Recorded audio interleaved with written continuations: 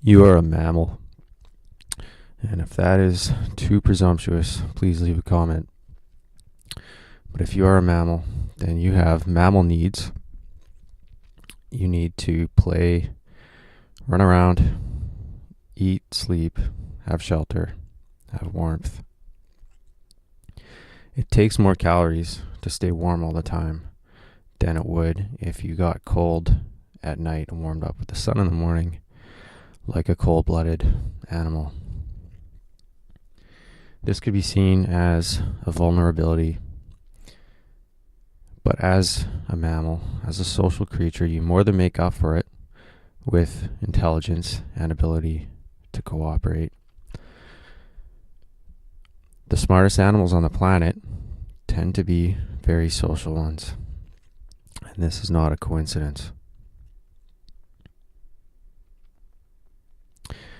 You are a human. You are more than a mammal. You have more needs than mammals and more vulnerabilities, which you as an individual and we collectively can more than make up for. But you have a need for creative forms of expression, for meaningful work, at least some of the time, for various forms of exercise, for development and growth, and a lot of stimulation. Survival needs have become divorced from sanity needs. This was not the case during an evolutionary stage where being a sociable mammal was the same as surviving. And perhaps if you were kicked out of a social group, you would die.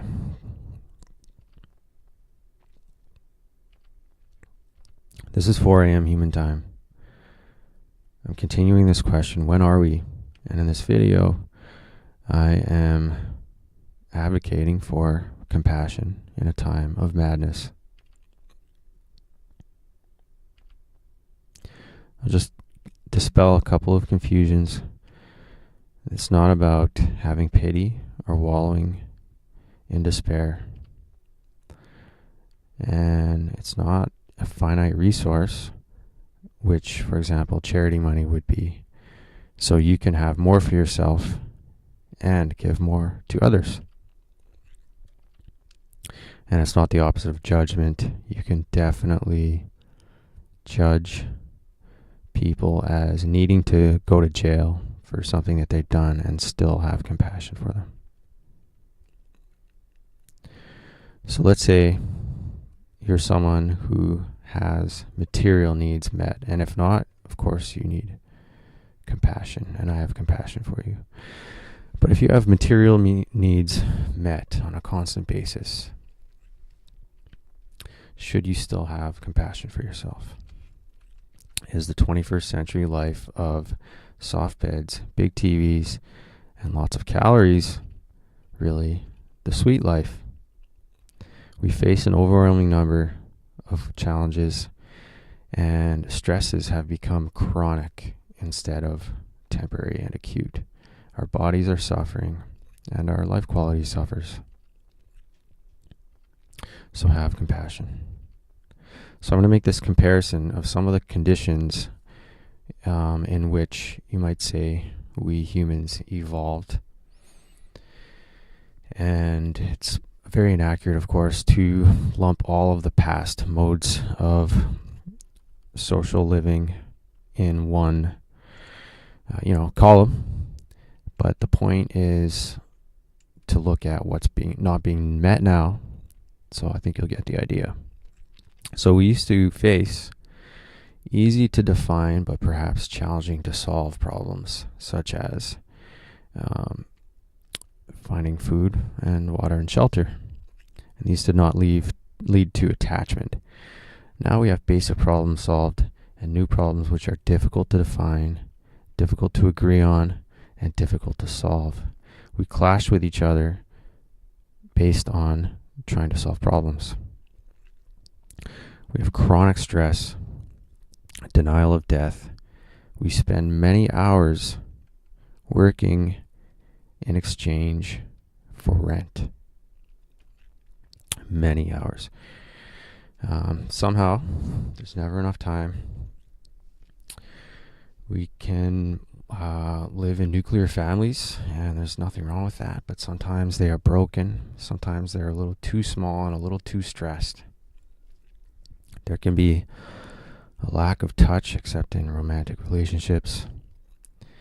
Instead of sharing and bartering resources, we have fiat currency, which is very efficient for clearing markets, but always in a perpetual lack. Instead of living in a relative harmony with the earth and our surroundings, we tend towards a relationship of control and extraction. Instead of all food being organic and never having to worry about anything being sprayed on what we eat, it is now hard to know what we're putting in us. The water was, maybe not always, but generally clean, as was the air.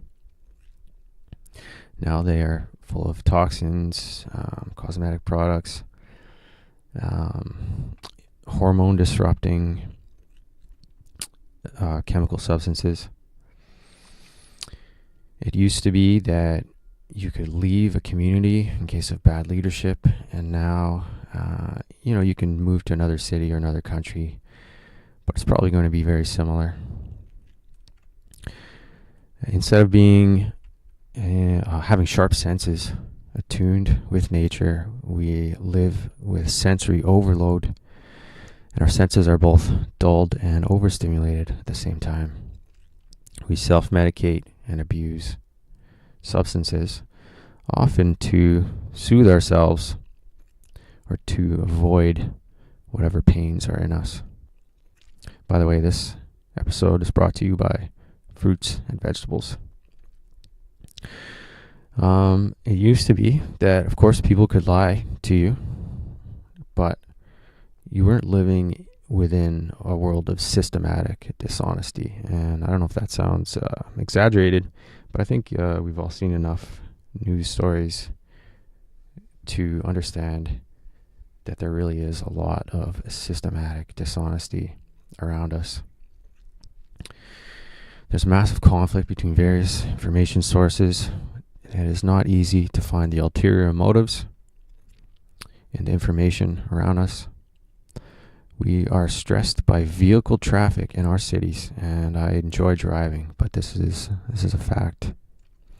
You and your dog probably both don't run around enough outside.